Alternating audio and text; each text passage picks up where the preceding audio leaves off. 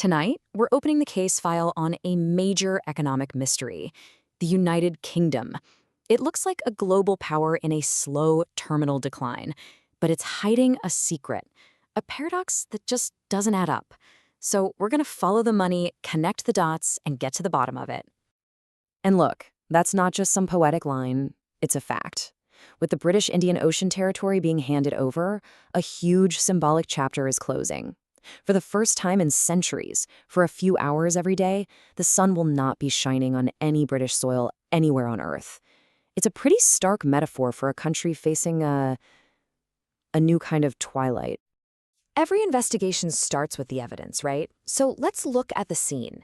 In the case of the UK, the symptoms of its economic paralysis are, well, they're laid out for everyone to see. 20 years ago, the UK had one of the fastest growing major economies.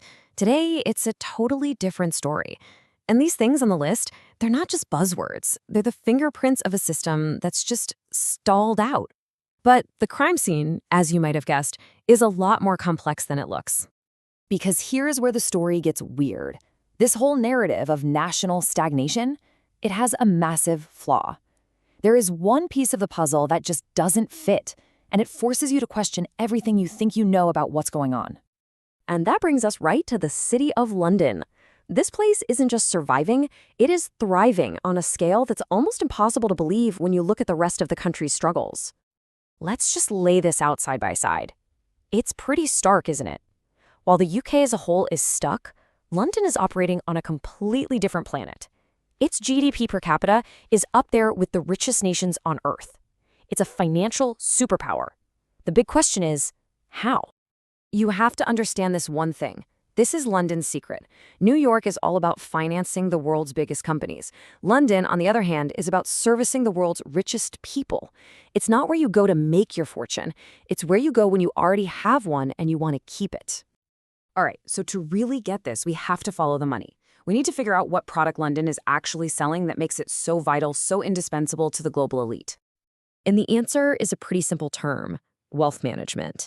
But this isn't just about investing your money to get richer. No. Think of it more like a full-service, white-glove concierge for your billions. It's a one-stop shop for structuring your wealth, minimizing taxes, and navigating all the legal hoops to protect your assets. And is it a good business? Oh, yeah. In 2023 alone, these services pulled in $160 billion in revenue. Now, to put that in perspective for you, that's more than the UK makes from exporting cars, machinery, oil, and precious metals, combined. This isn't some side hustle. It's the country's #1 export. And here's what that engine actually looks like. That huge chunk, foreign exchange, that's a really big deal. 40% of the world's currency trading happens here. But the real secret sauce, the thing that truly makes London unique, is that other massive slice: wealth management and legal services. So, you've got this incredibly valuable, kind of discrete service industry, which brings up the obvious next question, right? Once all the world's wealth gets structured by these experts in London, where does it all actually go? Well, a few years back, some researchers at the University of Amsterdam decided to trace it, and a pretty clear pattern popped right up. You see these names? The top destinations were, almost without exception, British overseas territories. It creates this perfect pipeline. All the complicated legal and financial work gets the stamp of approval in London, but the money itself lives somewhere with better weather and lower taxes. So, the UK built this incredible, world-beating machine to attract global capital. But here's the twist, and it's a cruel one. That very foundation is now starting to crack. The whole system is beginning to backfire. The first real crack appeared when this guy, John Fredrickson, one of the UK's richest residents, announced he was leaving. His reason? He said the country had gone to hell. Just like, and I'm not making this up, his native Norway, a nation with the second highest standard of living on Earth. His comment was a signal, a canary in the coal mine. And it turns out, he wasn't just being dramatic. Take a look at these numbers. The UK is now seeing more of its super-rich leave than China. Let that sink in for a second. A country with 13 times the population. The very people this entire economy was rebuilt to serve are now leaving in droves. So what happened? It's actually a pretty simple and kind of fatal four-step process. First, the UK attracts all this money with great terms.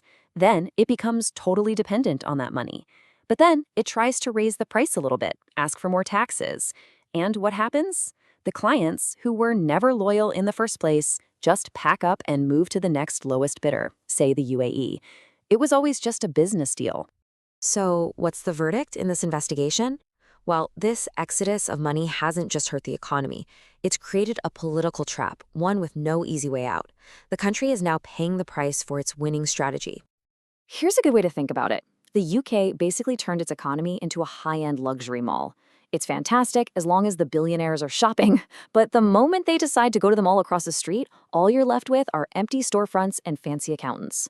And trying to rebuild a real balanced economy from that, it's slow, it's painful, and it's a political nightmare. Which brings this whole investigation down to one final critical question. The UK played the game to win. It made itself the lowest bidder, the most irresistible place for the world's money. But what is the ultimate price of winning that bid?